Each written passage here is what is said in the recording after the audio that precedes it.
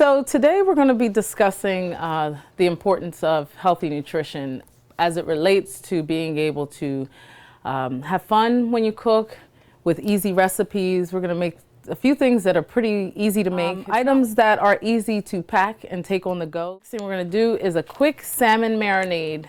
Makes salmon taste delicious. It's elegant. It's all the right things. It's nutritional for you, and it's easy to make. Yeah, so let's get our salmon open. We are using fresh salmon. I would prefer to use fresh, wild-caught salmon, not necessarily frozen salmon. There's additional water packed in the frozen salmon, and it's just not as flavorful to me. So I always choose fresh over frozen, and that goes for any ingredients you use.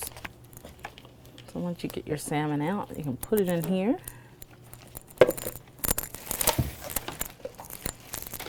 Nice. And give that salmon a quick rinse. There's just 5 ingredients in our marinade today for the salmon. We have sesame oil. It's 100% pure sesame oil. It's not a blend oil, so I recommend that you use this.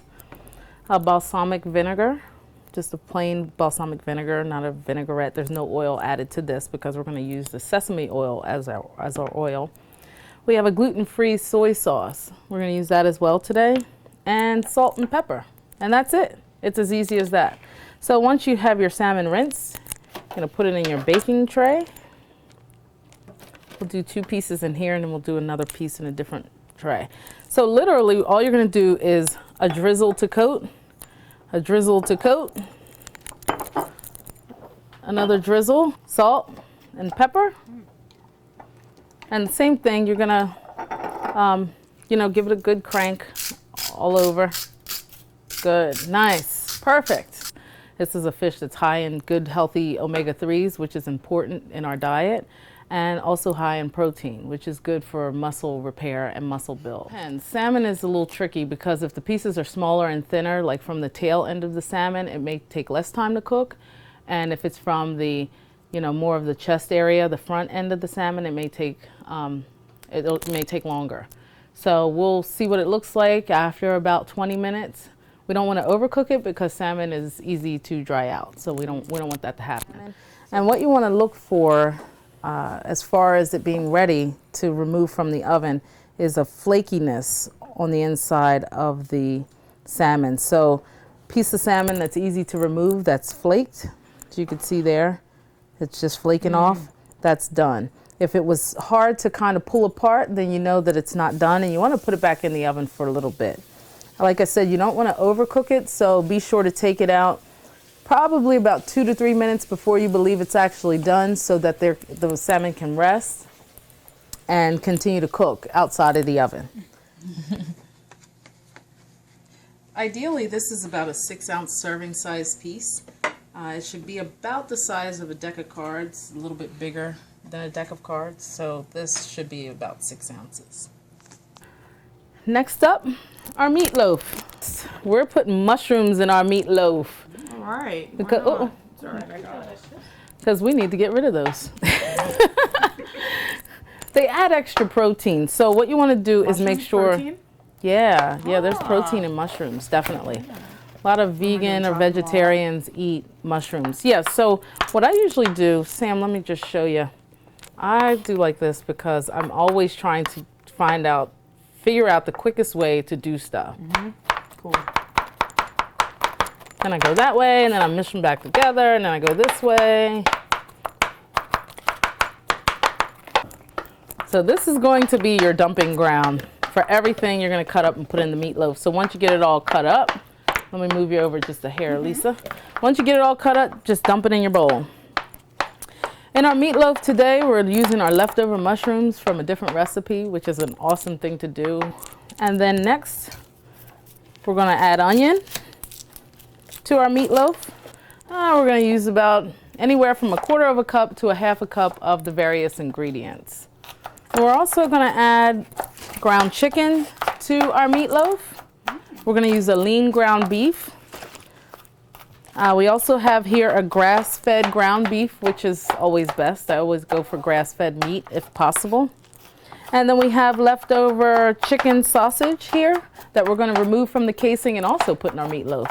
next meatloaf is going to be amazing. Amazing, ladies.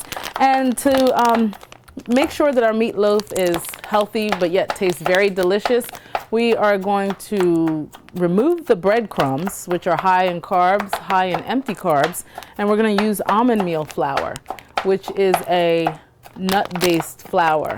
Let's see, what else do we have left over? Peppers. We still have some peppers. Once you cut up your peppers, we are going to use celery. We use just a bit of celery, a little less than 1/4 cup for each of our meatloaves. We've got a package here. It's called a poultry mix in the grocery store. It's a pack of a variety of herbs. There's sage in here, there's thyme, and rosemary. So we're going to make sure we put a little bit of each of those in there.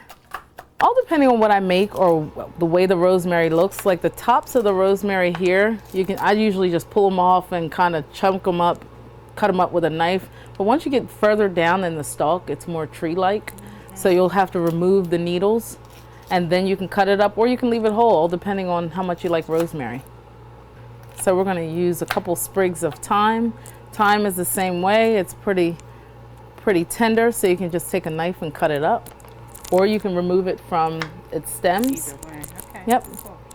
And then we have sage, which we're going to save the sage for another recipe. And we can put parsley in our meatloaf. The idea is to buy ingredients that you can use in all of your recipes for the week. These are fresh herbs. And then I also have the same version of the dry herbs back here. So we have rosemary, we have different dried herbs as well. So if you do not have access to fresh herbs all the time, like we do in the growing season at the garden, then you might want to have a couple jars of dried herbs on hand so that you have herbs, easy access to herbs. And dried, you would use less of the measurement in a recipe than you would for fresh herbs, so keep that in mind. If the recipe calls for 2 teaspoons of fresh rosemary, then you only want to probably use 1 teaspoon of dried rosemary in your recipe. So we're going to split up our meat here. This is the grass-fed beef. So next we have a lean ground beef here, beautifully lean ground beef, same as the grass-fed, except for the grass-fed is grass-fed. We're going to use half of that in here. And then you're going to remove this chicken sausage from its casing. So I usually squeeze one end and squeeze the other end and Okay, cool.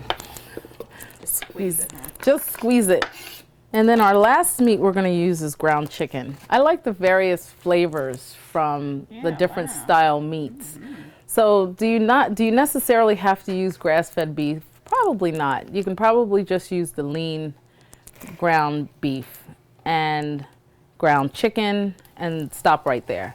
But since we use the chicken sausage in a different recipe, decided to incorporate that in our meatloaf today.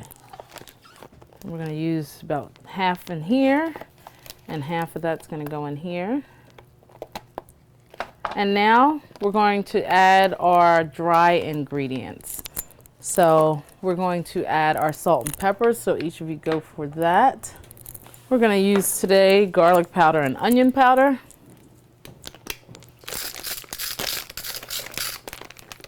Okay, ladies, vote egg or no egg. I say egg. Let's go for it. More protein. We're going to add eggs.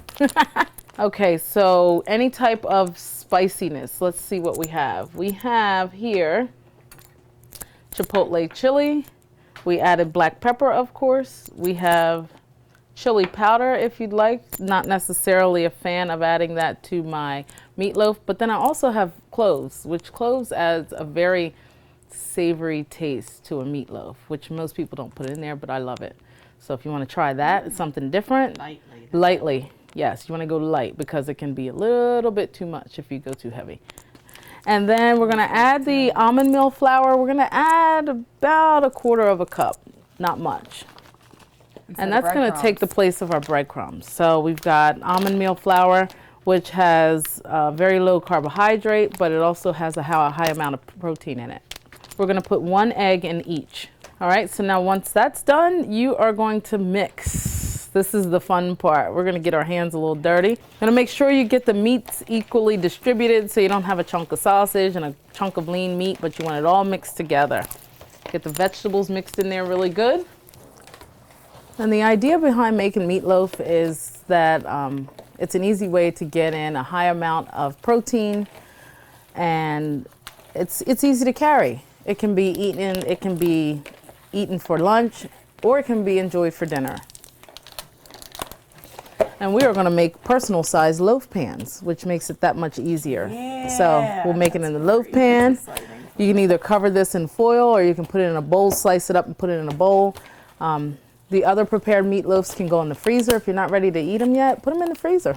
So now once your meatloaf is fully mixed, you're going to make mini loaf pans so you can fill it, not to the rim, of course, because the juices would bubble out. So we want to fill it till it's about 3/4 of the way filled.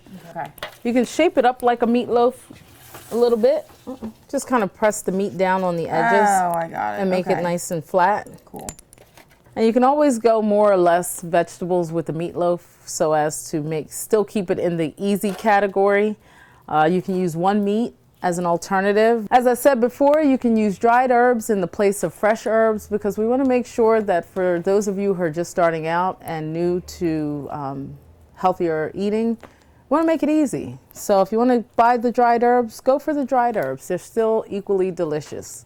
Okay, so now that our meatloaf are in our smaller size pans, I love these pans, baby meatloaf. They are cute. We are going to put them in the oven at 350 degrees. You can cook meatloaf at about 350 to 375 degrees, and we're going to cook them until they're done. So I would estimate it'll take about 40 minutes for each of these to cook, and for the vegetables to become tender and transparent. And that's what we're going to look for. You know that meatloaf is done when the juice from the meatloaf is pretty clear. So we'll put a little pressure with a fork on the top as they cook to check them periodically, starting at about 30 minutes. After they've been in the oven for about 30 minutes, we'll check the consistency and check the juice on top. And if there's any red color to it, there's still raw meat on the inside. So we want to let that continue to cook more. And if there's not, then that means they're done. A lot of times when people are really focused on nutrition, trying to be healthy conscious, they make their own sauce, but for convenience, we're trying to keep it easy, keep it simple, easy to pack up and go, just buy an all-natural sauce. And so this is what's going to go atop our meatloaf. So it took about 40 minutes to get the meatloaf to a point where it was done. Add a little bit of all-natural barbecue sauce. Put it on a low broil for about another 5 minutes, and our meatloaf will be done. Drain each of these before we store them to eliminate excess fat when we go to eat it. For more information about our community gardens and for additional healthy recipes, please visit us on the web at www.mosaicclt.org.